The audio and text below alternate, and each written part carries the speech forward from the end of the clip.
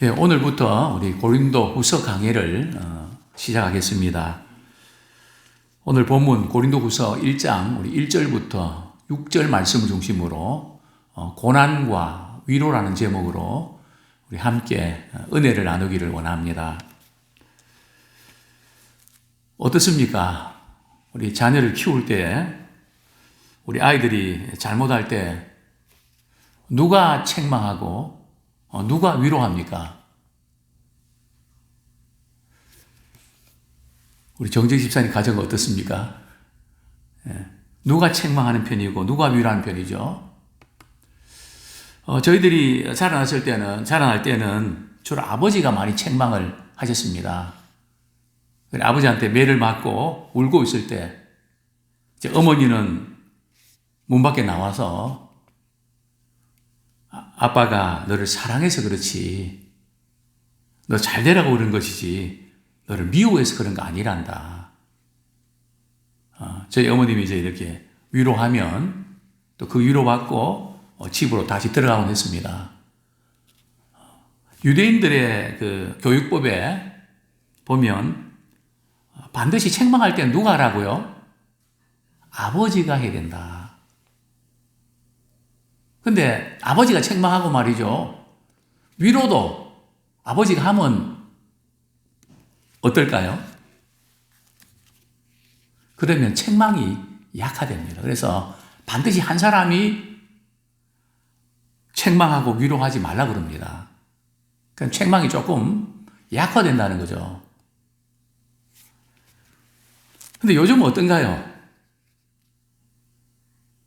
되게 엄마가 책망하고 아버지가 위로하는 그런 집은 없나요? 자, 어쨌든 책망과 위로는 같이 가야 됩니다.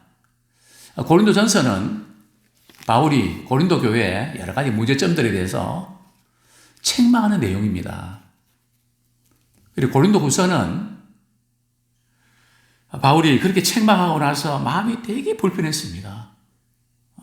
고린도 교인들이 낙심하고 좌절하고 오히려 더 역반응 나타내지 않을까. 사실은 고린도 교회에 그런 문제점이 불거졌습니다. 물론 다른 좋은 면도 있었지만 한편으로는 문제가 좀 복잡해졌습니다. 디모데를 보내서 좀 잘 대접하고 잘 영접해주면 좋겠댔는데 디모데가 가서 따뜻한 대우를 받지 못하고 상당히 불편한 마음으로 돌아왔습니다. 그래서 바울은 오늘 본문에서 위로의 메시지를 보내는데요. 먼저 우리 3절 말씀 우리 같이 한번 읽겠습니다. 우리 3절 시작. 찬송하리로다. 그는 우리 주 예수 그리스도의 하나님이시요 자비의 아버지시요 모든 위로의 하나님이시며. 자, 바울은 먼저 고린도 교인들에게 문안 인사를 합니다. 또 발신자, 또 수신자를 밝힙니다. 근데 발신자 이름이 두 명이 나오죠. 누구와 누굽니까? 우리 1절에 보면 하나님의 뜻으로 말미암아 그리스도 예수에 대한 사도된 바울과 형제 디모데는 고린도에 있는 하나님의 교회와 또 온 아가야에 있는 모든 성도에게. 자, 편지를 보낸 사람의 이름이 두 사람의 이름으로 되어 있죠. 실제로 디모데가 고린도에 보낸 편지를 바울과 같이 썼을까요? 그렇지 않습니다. 바울이 썼죠. 근데 왜 지금 디모데를 이름을 부각을 시킬까요? 물론 바울은 디모데의 아들처럼 참 동력자, 정말 이 사정을 진실하게 생각할 자가 이밖에 없다 할 정도로 정말 깊이 헤아리고 큰 힘이 됐던 그런 디모데. 근데 고린도에 가서 나이가 젊어서 그런지 바울의 책망의 편지가 굉장히 반감을 일으켜서 그런지 별다른 유익을 주지 못하고 그냥 어정쩡하게 오게 됐습니다. 지금 바울도 자기 정체성의 위기가 왔습니다. 사실 목회자에게서 가장 어려운 때가 언젠가 하면 내가 이 교회에 뭐 때문에 필요할까? 내가 이 교회에 필요 없는 존재가 아닌가? 목회자뿐이겠습니까? 직분자도 성도도 또 아니 일반 사람들도 자신의 존재 가치가 없어지면 굉장히 회의와 좌절을 갖게 되죠. 지금 고린도 교인들이 바울의 첫 번째 편지를 말이죠. 읽고 굉장히 좀 반감을 가졌습니다. 다는 아니지만요. 거기다가 바울이 고린도를 방문하려고 했는데 좀 일정이 변경이 됐습니다. 마게도냐를 방문하고 고린도를 거쳐서 다시 이렇게 이제 고린도를 거쳐서 마게도냐에 해서 이제 또 고린도에서 좀 오래 있으려고 그랬는데요. 좀 그렇게 하질 못했습니다. 왜냐하면 고린도 교인들이 너무나 마음이 불편해하는 것 같아서 지금 만났다가는 서로 더 불편해질까봐 조금 연기를 했는데 그게 또 화근이 됐습니다. 그러니까 이게 사람이 감정이 상하면 은혜가 떨어지면 이런 오해들이 생기게 되죠. 그래서 고린도 교인들 가운데 바울은 누가 사도로 불렀냐? 바울의 사도권에 대해서 공격하기 시작했습니다. 이게 바울의 정체성의 위기인데요.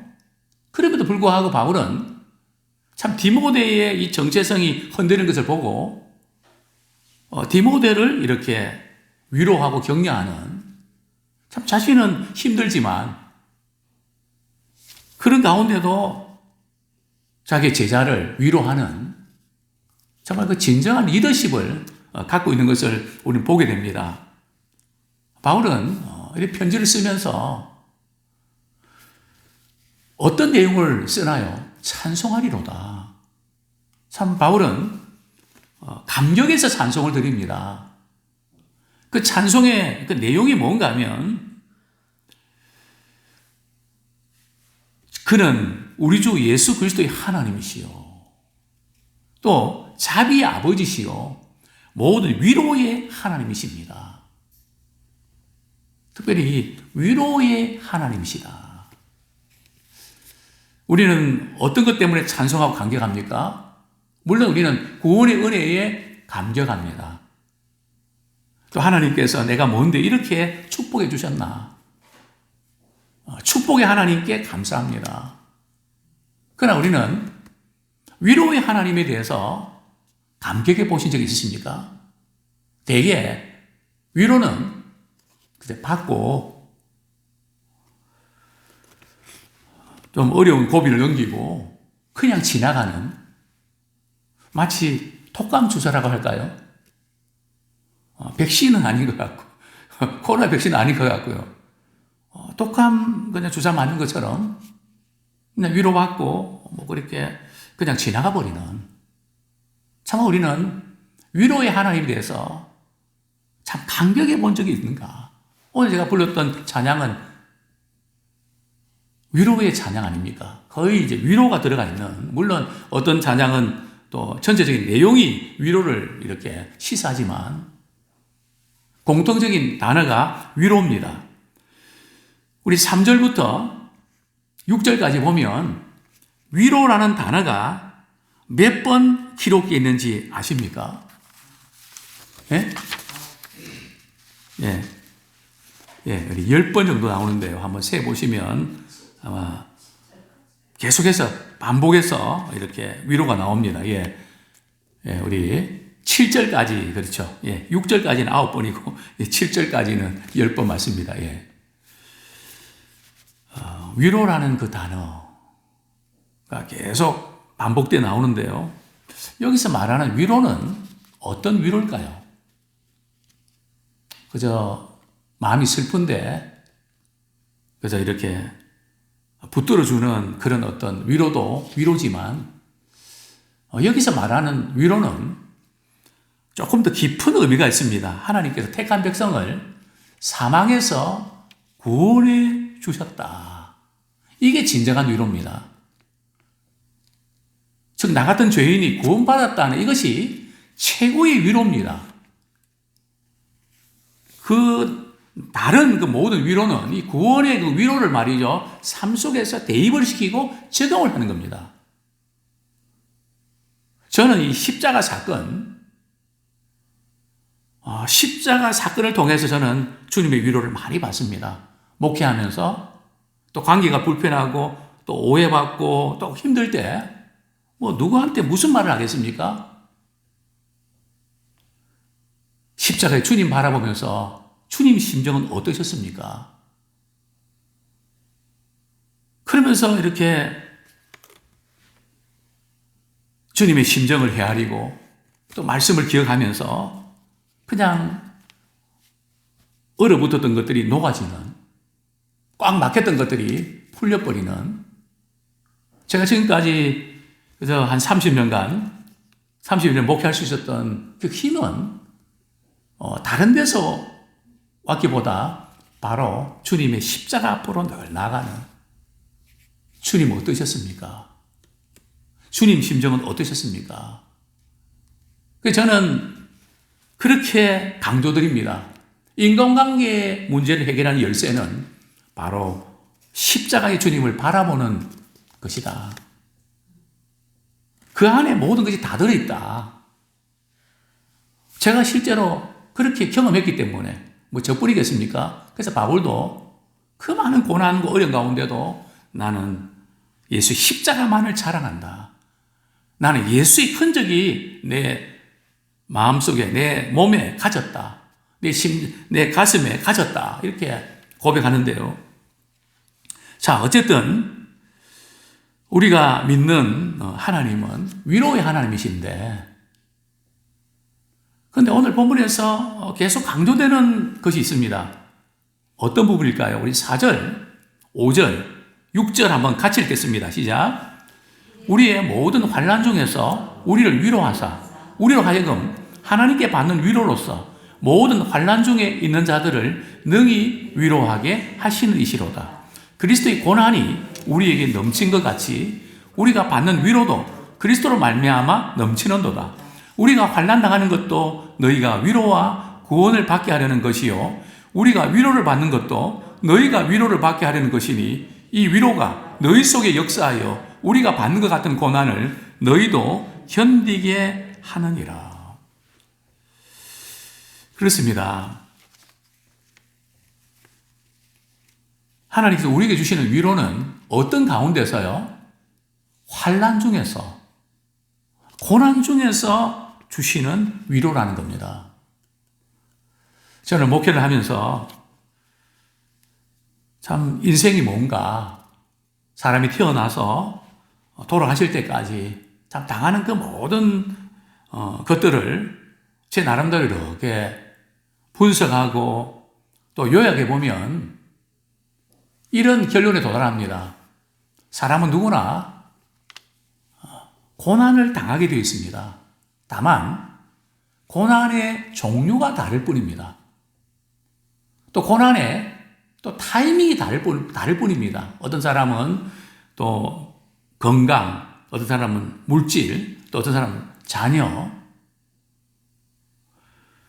어떤 사람은 또 성공, 여러 가지 있는데 번지수가 다르게 말이죠. 배달이 된다는 거죠.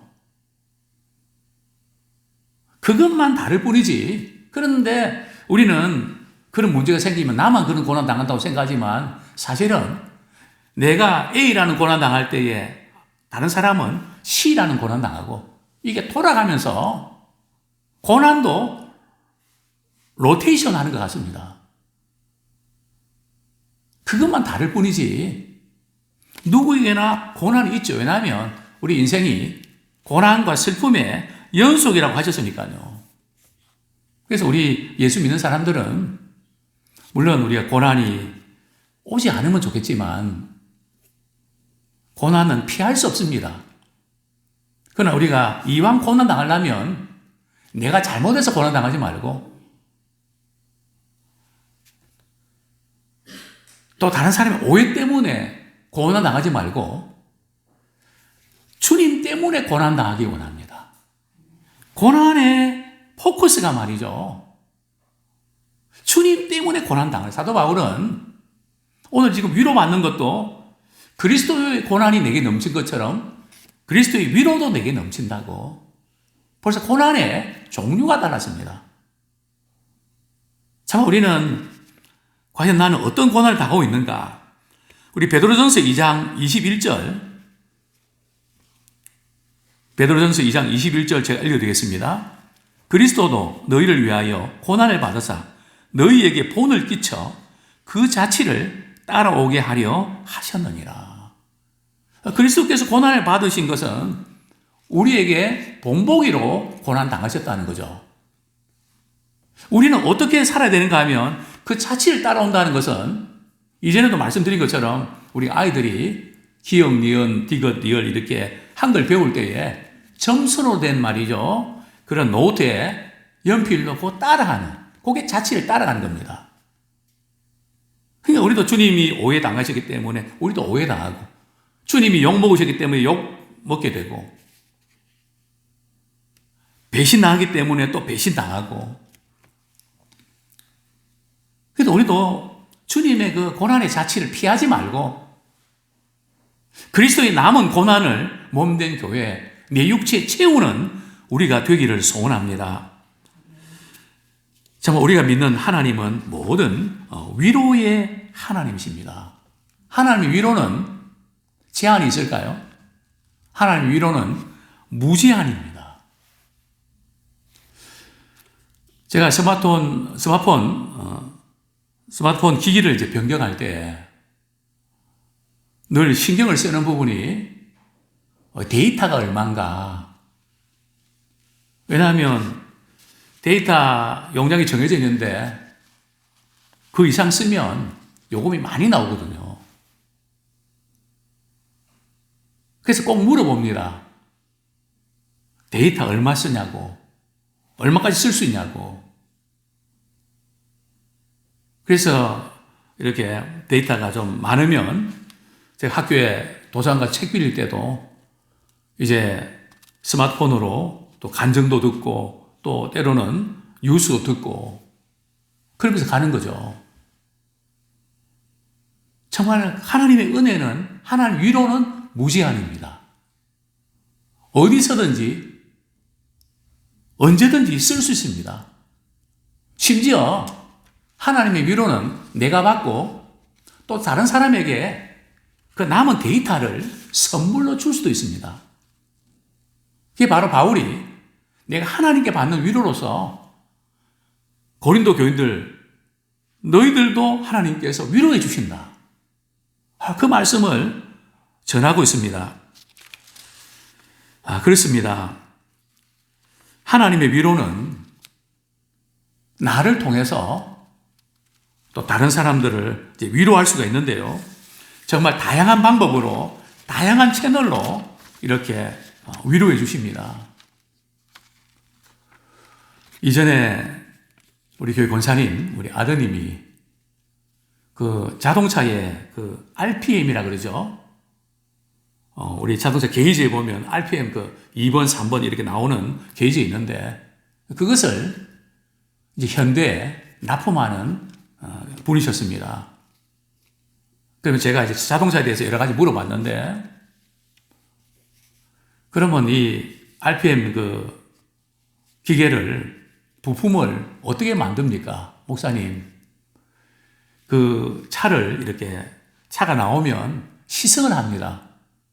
어떻게 하는가 하면 아주 추운 나라에도 가서 한번 승차해서 시승을 합니다. 달려봅니다. 그래도 이상이 없어야 됩니다. 또 이번에는 가장 뜨거운 나라, 그 나라에 가서도 해보고, 그렇게 해서 언제 어디서든지 기후에 관계없이 아주 일정한 수치가 나와야 합격이라는 거죠. 그런데 제가 볼 때는 많은 그리스도인들이 믿는다고 하지만 하나님의 위로를 내 것으로 받아들이지 못합니다. 하나님도 위로가 안 되는 크리스찬들이 너무 많습니다. 그 어떤 것도 위로가 안 됩니다. 그럼 우리 그리스도인들은 어떤 슬픔을 당하고 고난 당할 때 그 순간 때로는 많이 힘들고 아픕니다. 당연하죠. 그런 과정이 있습니다. 왜냐하면 성경은 너희들이 잠시 환난 당하는 거, 잠시 근심하는 거, 그럴 수밖에 없는 거죠. 우리 주님도 십자가 지실 때 할 수만 있거든 이 잔을 내게서 옮겨주십시오. 기도하지 않습니까? 우리 인생을 가진 우리는 당연하죠. 그러나 문제는 그런 아픔과 고통이 길면 안 됩니다. 유효기간이 짧아야 됩니다. 유효기간은 있지만 그러나 우리는 때로는 말씀으로, 때로는 찬양으로 하나님의 위로를 우리는 받아야 됩니다. 왜냐하면 하나님께서는 다양한 채널로, 다양한 방식으로 우리를 위로하십니다. 말씀을 주시기도 하고 또 어떤 믿음의 사람들이 찾아와서 말 한마디가 큰 힘이 되고 기대를 갖게 되고 다양한 채널로 위로를 하십니다. 그래서 우리는 참 하나님의 위로를 내 것으로 받아들이는, 내 것으로 만들 수 있는 믿음의 사람 되기 원합니다. 참 세상 사람들은 하나님의 위로가 없기 때문에 참 불행합니다. 정말 이 세상에 위로가 어디 있습니까? 욥도 친구들이 욥이 망했다는 소식 듣고 인간적으로 보면 망한 거 아닙니까? 10남매 다 죽고 재산 다 날려버리고 자기 몸에 병까지 얻어갖고 말이죠. 와이프까지도 하나님 욕하고 뒤절하고 성경에는 죽으라고 했지만 그렇게 곱게 이야기했겠습니까? 악이 바쳤는데 망했는데 친구들이 찾아와서 위로합니다. 그 친구들 대단한 친구입니다. 왜냐하면 금식기도도 하고 있으니까요. 아무 말도 없이 같이 옆에서 식사도 안 하고 금식합니다. 그러다가 보다 못해서 어떻게 빨리 해결해야 되는데 위로한다는 것이 욥의 속을 뒤집어 놓지 않습니까?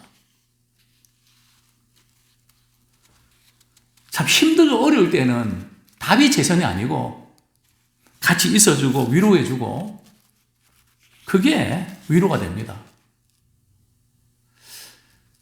참 욥의 경우도 정말 하나님 앞에서 인정받았던 의인 아닙니까? 친구들이 자기를 위로하기 위해서 왔다는 거 모릅니까? 그런데도 아무 위로가 안 되는 정말 하나님께서 직접 나타나서 말씀하실 때 그때 위로를 받지 않습니까? 진정한 위로는 하나님께로부터 옵니다. 사람에게는 항상 당신은 나처럼 이렇게 이런 일을 당해하지 않았으면 못한다고. 오늘 우리 이렇게 임산부들이 없어서 좀 그렇지만 임산부들은 누구를 통해서 어디서 제일 위로받는지 아십니까? 조산원. 같이 아이 낳고 말이죠. 그 아픔을 같이 했던 그 말 한마디 한마디가 얼마나 위로가 되는지 모릅니다. 예. 베트남에 갔다 온 분들은 베트남에 갔다 온 신자가 전도에 제일 잘 먹힙니다. 베트남 이야기만 마음 팍 열거든요. 그렇습니다. 참 하나님의 위로를 내 것으로 만드는 참 우리 하나님의 위로가 정말 나의 위로가 된다면 그분은 최고로 행복한 사람입니다. 바울은 그렇게 고백하지 않습니까? 우리의 모든 환난 중에서 우리를 위로하사. 여기 보면 어떤 환난이 아니고요. 모든 환난 중에서 우리를 위로하시는 분이 바로 하나님이십니다. 또 하나님께서 우리 주인 위로로 말이죠. 모든 환난을 견디게 하시고 극복하게 하십니다. 하나님께서 우리의 마음을 격려하시고 힘을 북돋아 주십니다.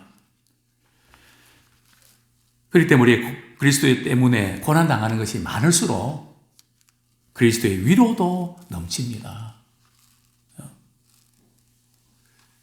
그런데 고난을 당하려고 하지 않기 때문에, 고난을 자꾸 피하기 때문에 그리스도의 위로도 우리는 경험하지 못하는 겁니다. 위로는, 신앙 안에서 위로는요, 고난을 당해봐야 합니다.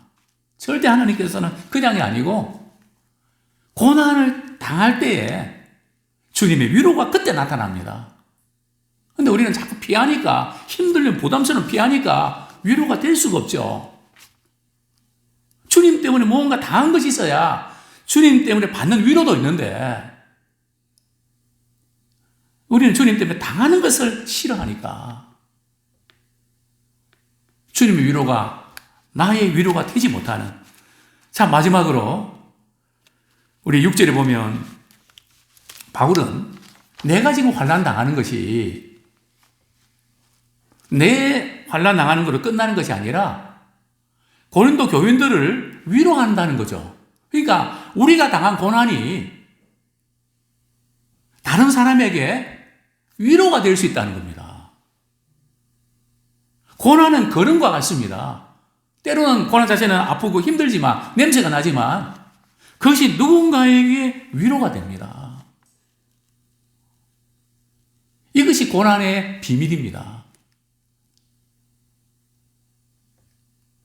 그런데 우리가 지금 기성세대가 놓치고 있는 것이 하나 있다면, 사실 저희 때만 해도 참 고생들 많이 하지 않았습니까? 참 힘겹게 살지 않았습니까? 근데 우리는 자녀들에게 그런 고난을 물려주고 싶지는 않습니다. 물론 모든 부모가 그렇죠. 그러나 고난에 대처할 수 있는 지혜를 줘야 됩니다. 그런데 우리는 부모의 생각이 다 이해합니다. 저도 그러니까요. 내가 당한 고난은 우리 자녀들만큼은 안 주고 싶은 거죠. 그것이 많은 것을 잃게 됩니다.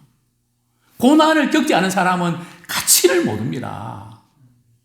돈의 가치도 모릅니다. 사면 되지 그냥 버려두고 안 찾아갑니다. 그러나 고난을 당하면서 생활했던 자녀들은 하나를 사도 그 필요한가? 비싼 거 아닌가? 생각을 많이 합니다. 그래, 고난을 많이 겪었던 사람들이 가치를 아니까 소중히 여기고, 근데 우리는 그것을 잃어버리지 않았습니까? 내가 받는 고난을 족하지 자네들에게는 고난을 안 주려고. 물론 고난을 주고 싶어하는 부모가 어디 있겠습니까? 그러나 성경은 아닙니다. 우리 자녀들에게 그냥 주지 말고 고난을 통해서 가치를 알도록, 그것이 하나님의 방법입니다. 그래서 고난에 대처할 수 있는 지혜를 가르치는, 고난 속에서 하나님의 위로를 경험할 수 있도록. 고난이 없으니까 오늘날 많은 사람들이, 젊은 세대들이 위로를 받지를 못합니다. 나는 나고 완전히 격리되어 있습니다. 아무쪼록 위로의 그 하나님 우리가 경험하고, 또 다른 사람을 위로하는, 즉 우리의 고난이 다른 사람을 위로하는 통로가 됩니다. 저는 작은 교회 우리 목회자들 참 그들을 좀 더 격려하고 위로하고 싶지만, 때때로 그분들이 내가 목회하면서 어떤 어려움과 고통을 겪었는지 그거 이야기할 때에 많은 분들이 위로받습니다. 총회에서 300~400명 이렇게 제가 설교를 여러 번 했는데요. 목사님들, 사모님들 앞에서 그 힘겨웠던 시간들, 그 나눌 때에 그들이 막 웁니다. 아, 그렇구나. 주님이 우리 고난 주신 것은 이 고난을 통해서 다른 사람을 위로하는 누군가 위로받을 만한 사람이 기다리고 있구나. 고난도 절코 헛것이 아닙니다. 다만 우리는 그리스도 때문에 당하는 고난을 우리 삶 속에서 만들어가고 그리스도의 위로로 채워지는 우리가 되기를 소원합니다.